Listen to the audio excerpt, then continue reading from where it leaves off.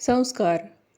कोट्याधीशाचा मुलगा राजेश जेव्हा साध्या दुकानात सफाई कामगार म्हणून काम करतो, त्याचं सत्य जेव्हा दुकानदाराला समजतं तेव्हा त्याच्या पायाखालची जमीनच सरकते. कारण तो मुलगा दुकानात साफसफाईसाठी त्वरित मुलगा पाहिजे अशी पाटी वाजून राजेश दुकानात शिरायला लागला. तेव्हा सिक्युरिटी गार्डने त्याला अडवले. तेव्हा राजेशने पाटीकडे बोट दाखवलं. गार्ड समजला. आत हात करून तो शेठ समोर बसले त्यांना भेटून घे. शेठ गिऱ्हाईक करण्यामध्ये गुंतले होते. गिऱ्हाईक गेल्यानंतर त्यांची नजर राजेशवर पडली. ते म्हणाले, बोला. तेव्हा राजेश म्हणाला, तुम्हाला साफसफाईसाठी मुलगा पाहिजे होता ना? हो. तू करणार आहेस का? त्याने मान हलवली. शेठने त्याच्याकडे निरखून बघितलं. 15-16 वर्षाचा गोरा-गोमटा स्मार्ट मुलगा.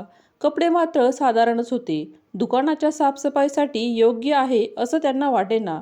पण 3 दिवसापासून साफसफाईसाठी माणूस नव्हता. त्यामुळे दारी आलेला माणूस परत पाठवणे त्यांना योग्य वाटत नव्हतं.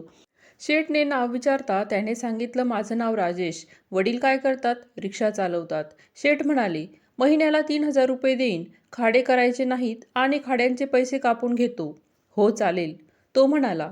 तेवढ्यात ग्राहक आल्यामुळे शेठ ओरडून म्हणाले, अरे भास्कर, याला दुकान दाखवून दे. काम समजावून सांग. मग भास्करने राजेशला 3 मजली दुकान दाखवले. तुला 8 वाजता यावं लागेल. फ्लोरिंग, काचेचे कपाट, वॉशरूम, काउंटर सगळे साफ करावे लागेल. कपड्यांचे दुकान आहे हे. येथे थोडीही धूळ चालत नाही. ग्राहक येताना धूळ घेऊन येतात. वारंवार झाडू मारावा लागतो. तसेच कपड्यांनी पुसावे लागते. रात्री 8 नंतरच तुला घरी जाता येईल. राजेशने होकारार्थी मान हलवली. जा आता, सकाळी 8 वाजता ये, असं सांगण्यात आलं. त्याला पाहून शेठला वाटत होतं की हा साफसफाई कामासाठी योग्य नाही. पण पाहू 2-4 दिवस, नाही पटला तर हाकलून देऊ, असं तो मनाशीच बोलला.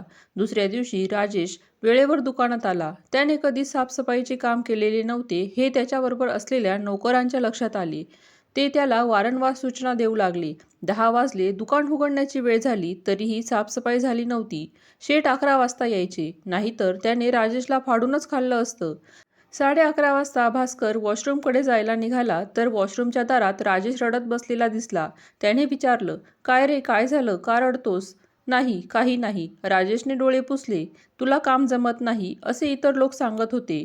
कधी काम केलं नाही वाटतं. गरीब वाईट असते बाबा. कधीही काम करायला लावते. जमेल हळूहळू, 3-4 दिवसात. रडू नकोस. दुपारी कस्टमर नाही पाहून भास्कर व इतर लोक जेवायला बसली. त्याचं लक्ष राजेशकडे गेलं. त्याला विचारलं, जेवायचं नाही का? तेव्हा राजेशने नकारार्थी मान हलवली. का, डबा नाही आणलास? नाही. ये मग इकडे, आपण दोघेही जेवू. मला भूक नाहीये. अशी कशी भूक नाही? सकाळपासून काम करतोय. चल मुकाट्याने ये खायला. तेवढ्यात इतर लोकांनीही डबा आणून त्याच्यातलं थोडं थोडं जेवण राजेशला एका ताटलीमध्ये काढून दिलं व राजेशने त्यातच जेवण केलं. भूक नाही म्हणणाऱ्या राजेशने बोलता बोलता 5 पोळ्या खाल्ल्या. आई आजारी असते त्यामुळे डबा आणता येत नाही असं त्याने इतरांना सांगितलं. तेव्हा बाकी लोक म्हणाले की काही काळजी करू नकोस, आम्ही आणत जाऊ, आमच्यातच खात जा. राजेशला आता दुकानात 4-5 दिवस झाले होते, पण त्याला काम जमत नाही हे पाहून इतर सेल्समनने त्याची बरीच मदत केली.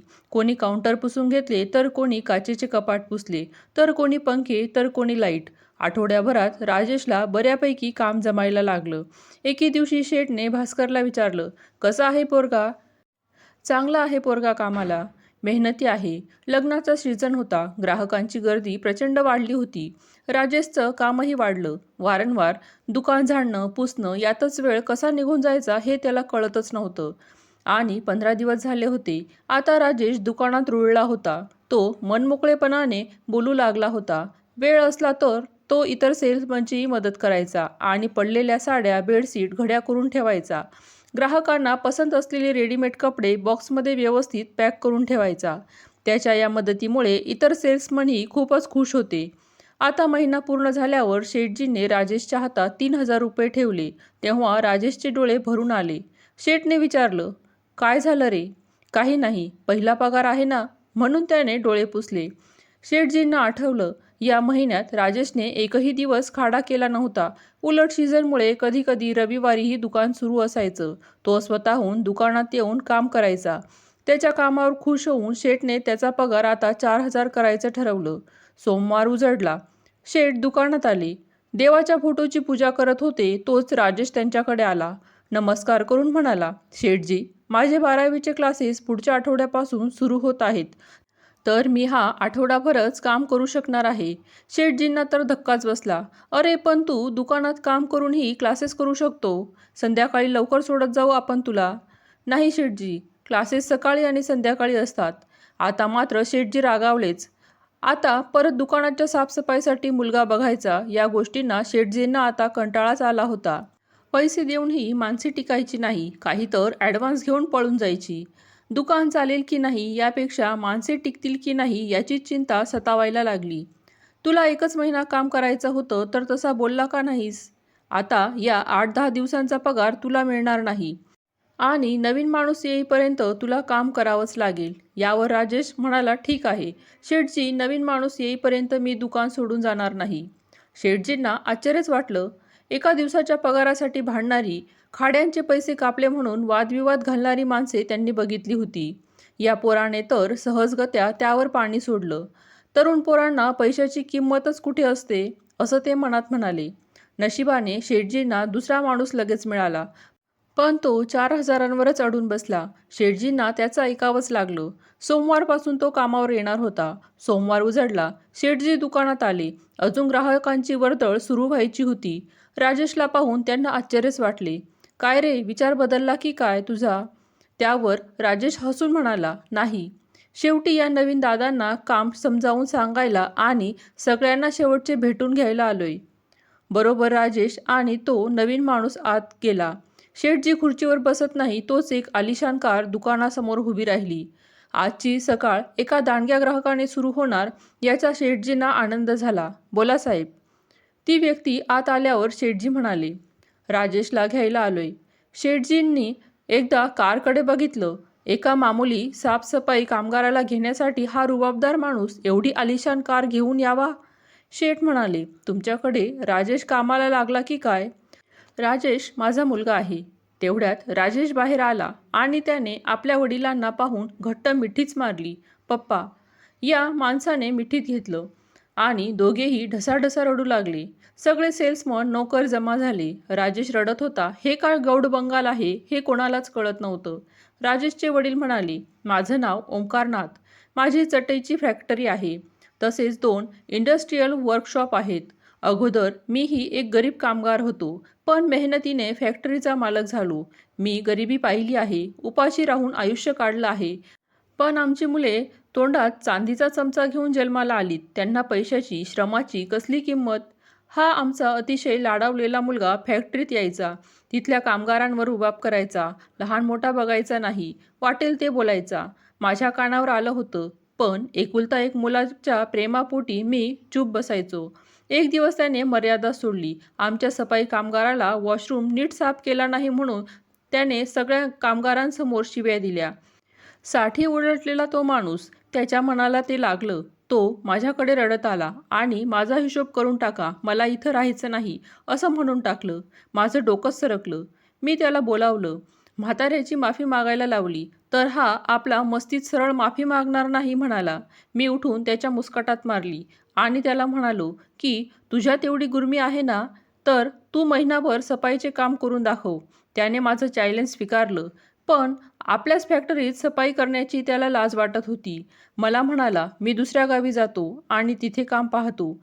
मीही संतापात होतो. म्हणालो, तू कुठेही जा, पण हेच काम करायचं आणि महिन्याने मला सांग कसं वाटतं ते. आणि हो, तुझं खाणं पिणं राहणं सगळं तुझं तूच बघायचं. मी त्यासाठी तुला एक पैसाही देणार नाही.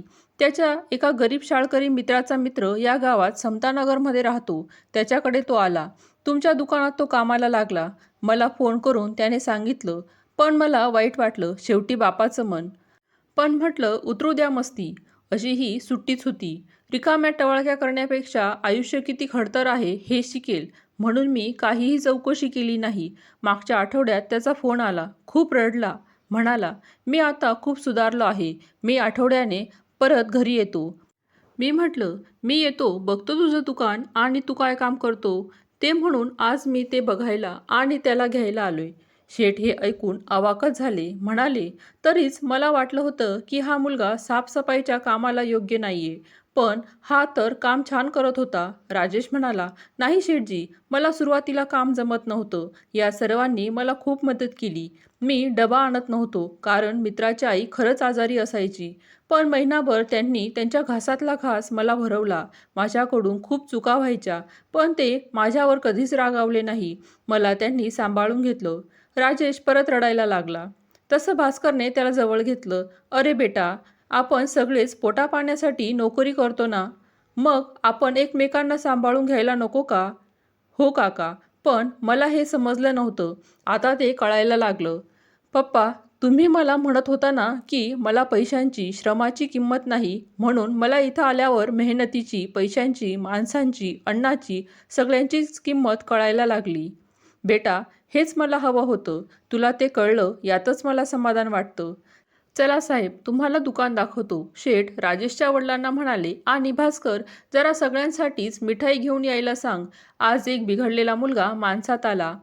याचा मलाही खूप आनंद होतोय. शेठजी, एक विनंती आहे. भास्कर म्हणाला, आमच्या सगळ्या सेल्समनकडून राजेशला पॅन्ट शर्टचं कापड द्यायचं म्हणतोय. त्याचे पैसे आमच्या पगारातून कापून घ्या. त्यावर शेठ म्हणाले, राजेशला त्याच्या आवडीचा एक टी शर्ट काढून दे. माझ्याकडून राजेशला तो गिफ्ट. भव्य दुकान पाहून राजेशच्या वडिलांना राजेशच्या मेहनतीची कल्पना आली. मिठाई खाऊन झाल्यावर ते म्हणाले, चला मंडळी, आता निघायची वेळ आली. तुम्ही सर्वांनी माझ्या नाठाळ मुलाला सांभाळून घेतलं त्याबद्दल मनापासून आभार. जाताना राजेश सर्व सेल्समनचा पाया पडला. सर्वांनी मिळून त्याला पॅन्ट शर्टचं कापड भेट दिलं. शेठजी म्हणाले, राजेश, तुझ्या वडिलांनी पुढच्या पिढीसाठी एक आदर्श घालून दिलाय. भावी आयुष्यासाठी तुला खूप खूप शुभेच्छा. राजेश आणि त्याचे वडील गाडीत जाऊन बसले. सर्व सेल्समनने उदास मनाने त्याला निरोप दिला. व्हिडिओमधील कथा आवडली असेल तर लाईक करा, शेअर करा, सबस्क्राईब करा. धन्यवाद.